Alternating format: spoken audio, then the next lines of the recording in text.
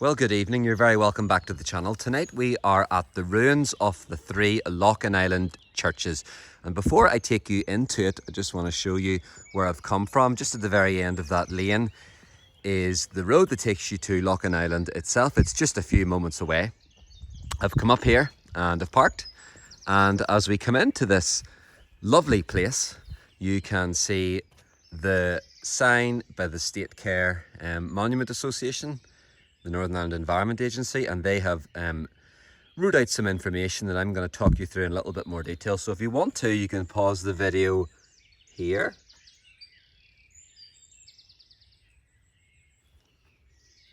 You can see the map there, and you can see some inscriptions and a beautiful picture from the cemetery, and you can even see the former French President Charles de Gaulle, who was associated with the family that originally founded this place. So come on with me as we find out a little bit more about these three beautiful ruins that overlook quite a large body of water as well. So just as we walk up here to the oldest church, the name Loughinisland is obviously from the Anglicanized version of the name. It signifies that a village grew up beside a lake that had a small island on it, and it was the headquarters of the Gaelic MacCartan clan who ruled the area from the 11th to the 16th century. So there's fantastic history all around this place. Look at the three ruins. We'll go into each one just in a few moments. We're going to go into this middle one first because it's the oldest. And as I said, the MacCartan families, they ruled this land with an iron fist for up to 500 years. Their influence still exists today as they have a namesake of the current parish church and the local school named after them. And of course, Loughinisland is particularly well known for having these fantastic ruins. So come on with me, there's the loch there, you can just see, we'll show you that just in a few moments. So come on with me as we go into the middle one here, that happens to be the oldest one. Now, it's extremely good condition considering it dates from the 13th century. So all the people around, they think it was built sometime in the 1200s. There's a definite historical reference from 1306, so we know it's at least that old, but it's almost certainly 13th century, i.e. 1200s. 800 years old, and good portions of the wall still stand. You can even see how well it was built, because it must be about 4 or 5 feet thick there. Very impressive. You can see even good portions of the window remain. Extremely well done, and there's kind of a bit of a cabinet area here. I'm sure the altar instruments and items would have been held in there. And there's a few even better examples over here. I'm sure maybe there was some kind of a window or a stained glass window in there. Again, there would have been something held in there, and perhaps even decorating that window. So, lovely wee place. This is the oldest church of the three ruins. Dates from at least 1306, but almost certainly a few decades older than that. Fantastic. So, this is the middle one. So come on back up with me as we take in the beautiful loch, and we're going to go to the largest one. And the largest one is the North Church, which is just behind up here to my left. So come on down with me and I'll show you the beautiful loch that gives Loughinisland its name. Now, they say that there was a bit of a causeway that would have had these ruins as part of an island. So the ecclesiastical ruins were originally on an island right beside the beautiful loch here. So this one here, we'll just scoot across here, is the largest church. It's also the North Church, and it was built in the 15th century to replace the ruins of this middle church that we just seen.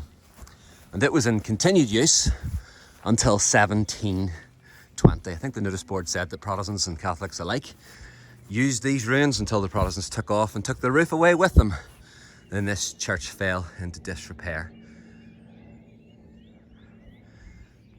Impressive building, considering how old it is. and much of it still standing. Really, the only thing gone was the roof. Lovely archway here.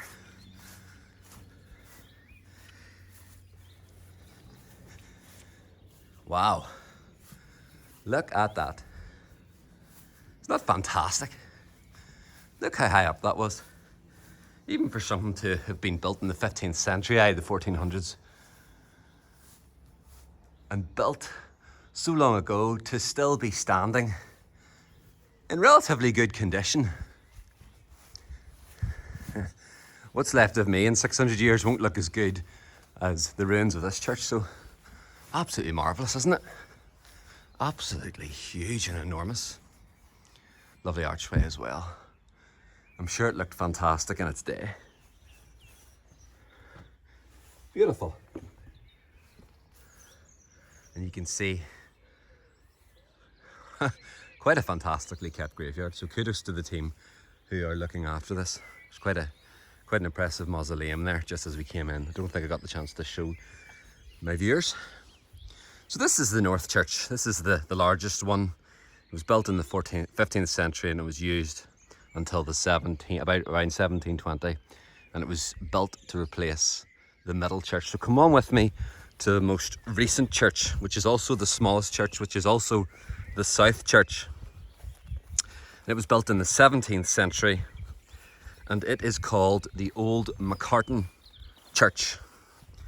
And just as it comes into, I want to be respectful and stand in between the graves rather than over them. And just as we go in here, have a look at the inscriptions on just above the door here of the entranceway. And as you notice, as it comes into focus, I actually have to dip down here to get in. I wonder, do you see that? Peace, MPC, or PMC rather, excuse me, PMC. Not PMC is believed to mean Phelim McCartan, who was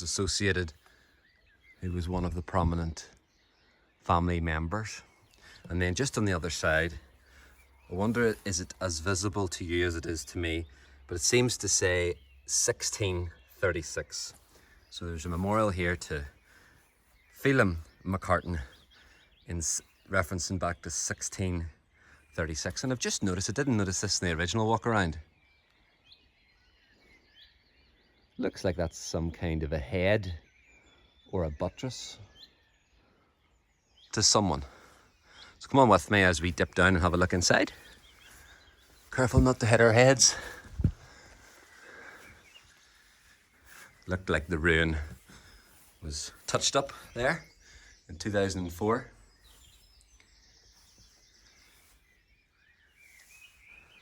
It was well preserved anyway.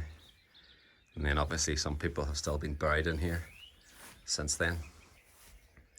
You can see I'm sure some of the altar things would have been stored in there. Some windows. The roof is of course gone. Shortbread or something from Christmas, holding something no doubt. Look at the window there. Absolutely beautiful. I'm sure that was beautiful in its day. And just above us you can see the middle church dating from around the 13th century, and then the middle church dating from the 15th century.